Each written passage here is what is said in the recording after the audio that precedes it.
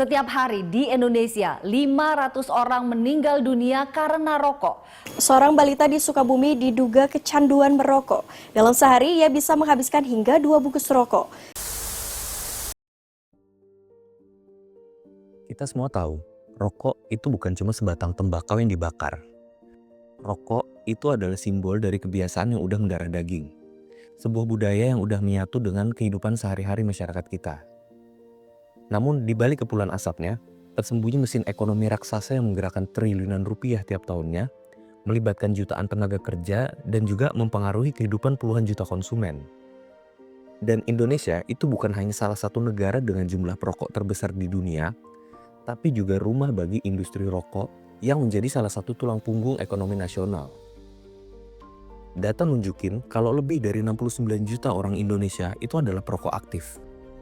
Ini adalah angka yang luar biasa gede, yang bikin kita selalu masuk 10 besar sebagai negara dengan perokok terbanyak berdasarkan berbagai survei.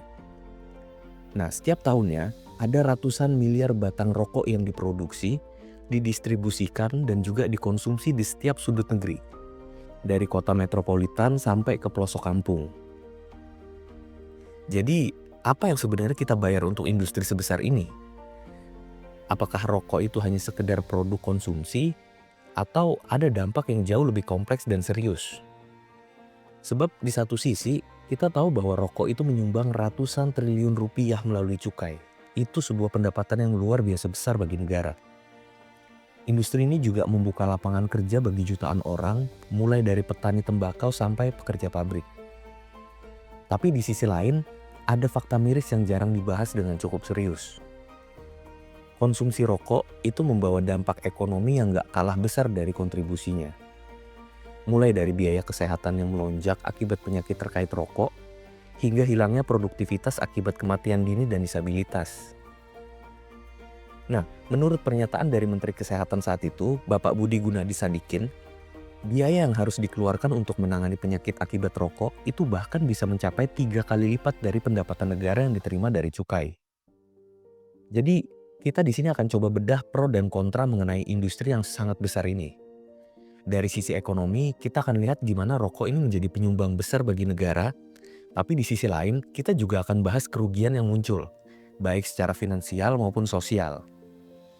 Jadi, apakah rokok itu adalah pahlawan ekonomi atau justru beban bangsa? Pertama, kita lihat dulu sisi positif dari industri rokok. Nggak bisa dipungkiri, industri ini tuh memberikan kontribusi besar terhadap perekonomian kita.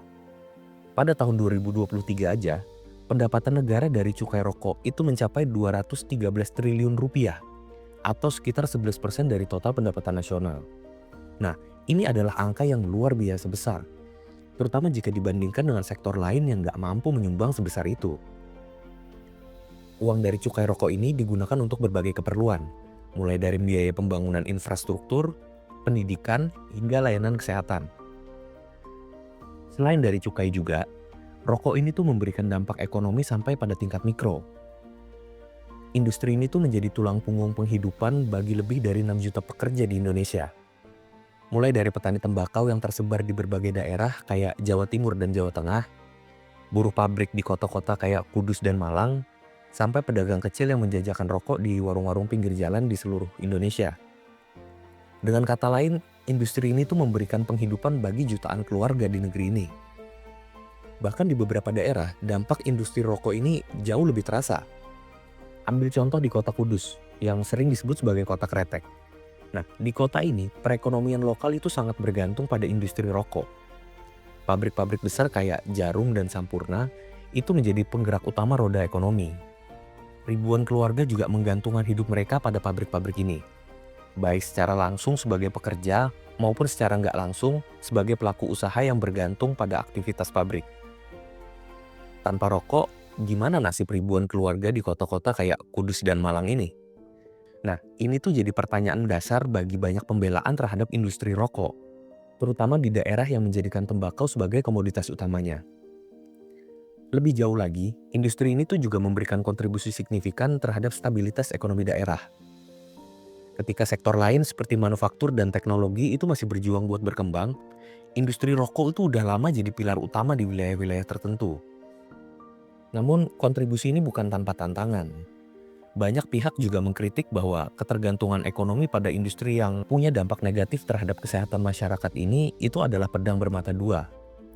Apakah kita ingin terus mendukung industri ini karena kontribusinya terhadap ekonomi, atau emang sudah waktunya kita mencari alternatif lain yang lebih berkelanjutan?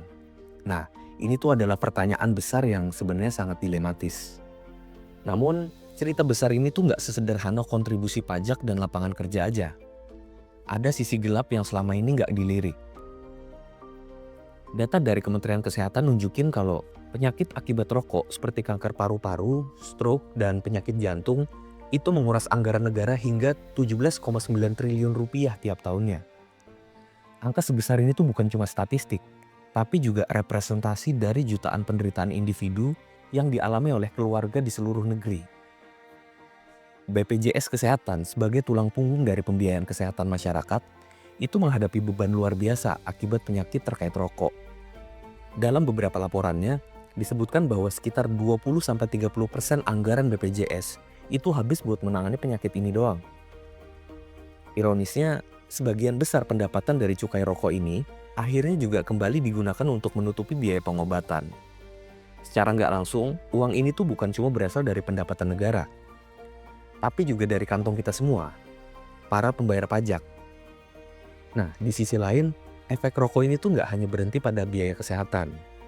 Produktivitas tenaga kerja juga mengalami pukulan keras. Ketika seorang pekerja jatuh sakit akibat konsumsi rokok, itu bukan cuma dirinya yang terkena dampak, tapi juga keluarganya. Anak-anaknya kehilangan penghidupan, pasangan yang harus menanggung beban finansial dan emosional, serta dalam skala besar, hal ini tuh bahkan merugikan perekonomian bangsa secara keseluruhan. Karena produktivitas nasional menurun, sementara beban sosial itu semakin meningkat. Lalu, kenapa rokok begitu kuat melekat dalam budaya kita? Nah, salah satu alasannya itu adalah bagaimana industri rokok ini memasarkan produknya dengan sangat cerdas. Lewat iklan-iklan yang mengusung tema kebebasan, maskulinitas, sampai gaya hidup modern. Sayangnya, pemasaran ini tuh seringkali menyasarnya pada generasi muda. Data juga nunjukin kalau rata-rata usia pertama kali merokok di Indonesia itu adalah 13 tahun. Ini bakal jadi potret masa depan yang suram kalau kita nggak ada perubahan yang nyata. Generasi muda yang terpapar rokok sejak dini itu akan menghadapi resiko kesehatan dan sosial yang jauh lebih berat di kemudian hari, baik bagi dia sendiri, keluarganya kelak, maupun bagi bangsa secara keseluruhan. Selain itu juga, budaya merokok di Indonesia ini tuh sudah begitu mengakar. Dalam banyak acara adat atau pertemuan keluarga, rokok itu seringkali jadi bagian gak terpisahkan, seolah-olah udah jadi perekat dalam hubungan sosial. Nah, tantangan besar bagi kita itu bukan cuma mengubah kebiasaan ini, tapi juga menggeser cara pandang masyarakat terhadap rokok tanpa mencederai tradisi dan identitas budaya yang udah lama ada. Oke, sekarang jadi muncul pertanyaan yang paling basic. Jadi, apakah manfaat ekonomi yang diberikan rokok itu sebanding dengan dampaknya? Jika kita menghitung secara kasar, pendapatan dari cukai rokok itu memang sangat besar, mencapai ratusan triliun tiap tahunnya. Tapi ketika kita menimbang biaya kesehatan, produktivitas yang hilang, serta dampak sosial dan psikologis, itu angkanya bisa jauh lebih besar lagi. Bahkan negara-negara seperti Australia, Jepang, dan Thailand itu udah mulai mengambil langkah progresif buat menekan konsumsi rokok. Dengan menerapkan cukai yang tinggi, membatasi iklan rokok, dan juga memperkuat edukasi publik, di sana tuh konsumsi rokok udah berhasil ditekan secara signifikan. Harusnya Indonesia bisa belajar dari pendekatan ini. Dan juga solusi jangka panjang seperti diversifikasi ekonomi bagi daerah penghasil tembakau dan pengalihan tenaga kerja ke sektor lain itu adalah langkah yang penting juga. Namun kebijakan itu juga membutuhkan waktu, sumber daya, dan yang paling penting komitmen dari semua pihak, mulai dari pemerintah, industrinya, hingga kita sebagai masyarakat. Jadi pada akhirnya diskusi tentang rokok itu bukan hanya soal hitungan ekonomi. Ini sebenarnya adalah dilema moral, sosial, dan budaya yang harus dihadapi secara bijak. Apakah kita ingin terus menggantungkan perekonomian pada sesuatu yang memberikan kontribusi besar, tapi juga membawa risiko yang besar? Atau kita sudah siap melangkah buat menuju masa depan yang lebih sehat? Meskipun itu berarti kita meninggalkan kenyamanan yang udah lama kita kenal. Emang rokok itu adalah sebuah fenomena yang kompleks, penuh dengan kontradiksi. Di satu sisi, rokok udah jadi pilar ekonomi yang memberikan kontribusi besar terhadap pendapatan negara, dan juga menjadi penghidupan bagi jutaan masyarakat mulai dari petani tembakau sampai buruh pabrik. Namun di sisi lainnya, beban kesehatan dan sosial yang ditimbulkan oleh konsumsi rokok itu sangat nyata. Dari biaya pengobatan yang membengkak, sampai dampak jangka panjang terhadap produktivitas tenaga kerja dan kualitas hidup masyarakat, semuanya itu jadi harga yang mahal buat dibayar. Pertanyaannya sekarang, apakah kita harus memilih salah satu sisi? Tentu nggak sesederhana itu. Mematikan industri rokok secara tiba-tiba itu bukan solusi, karena akan mengorbankan jutaan orang yang menggantungkan hidup mereka pada sektor ini. Namun, membiarkan dampak negatifnya terus berlanjut itu juga bukan jalan yang baik. Maka solusi yang terbaik itu adalah mencari keseimbangan. Keseimbangannya itu bisa dimulai dengan langkah konkret. Misalnya pembatasan konsumsi rokok melalui regulasi yang ketat, kayak menaikkan cukai rokok secara bertahap, melarang iklan rokok yang menyasar anak muda, serta memperkuat edukasi masyarakat tentang bahaya rokok. Di sisi lain, pemerintah itu juga harus mulai merancang strategi diversifikasi ekonomi di daerah-daerah yang sangat bergantung pada tembakau. Balik lagi, ini tuh bukan hanya tentang menyelamatkan ekonomi, tapi juga memberikan masa depan yang lebih baik buat generasi mendatang. Yang gak kalah penting juga, peran masyarakat juga sangat besar dalam menentukan arah perubahan ini. Kita semua bisa memulai dari hal-hal kecil, misalnya menjadi lebih sadar akan pilihan yang kita buat, mendukung kampanye edukasi tentang bahaya rokok, dan juga kalau bisa kita berpartisipasi aktif dalam diskusi yang membangun solusi.